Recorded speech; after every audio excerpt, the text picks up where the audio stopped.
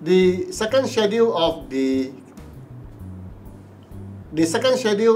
conduct of elections directs the voter to mark an X in the box opposite the candidate's name. It doesn't provide for any other way of voting. This is a direction. However, we can see that there is a buku panduan issued by the Election Commission, which has some very strange guidelines on what constitutes a valid vote. What do you say to that? Okay, basically there are two aspects to this regulation, but not quite regulation, panduan that comes out of the SPR.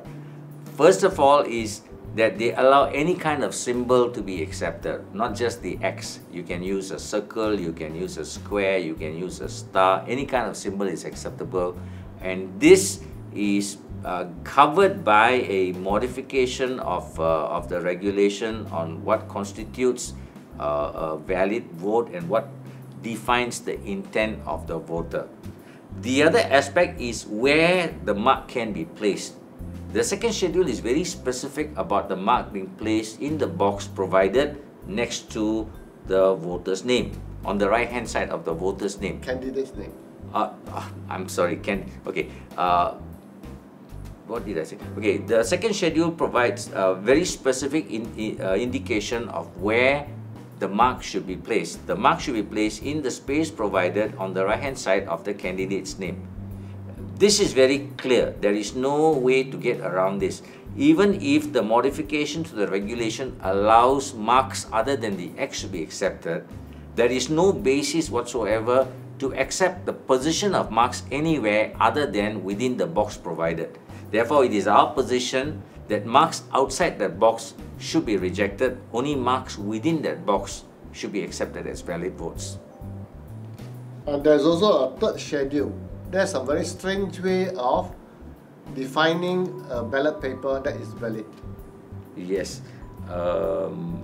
Theoretically, you could have a situation where you can have more ballot papers than what is defined in Form 13 Part E. Correct. How do you explain that? See, this is the thing. The schedule defines the use of the perforation or the chop on the ballot as the basis for rejecting invalid ballots within the box. So the issue here is that the number of ballots inside the ballot box is more than the number that should be there based on our Borang 13. So the provision is that you take out all those ballots which have got the wrong chop or perforation, and then whatever is left, whether it is more or not, whatever is left, you're supposed to carry on with that, which is totally ridiculous.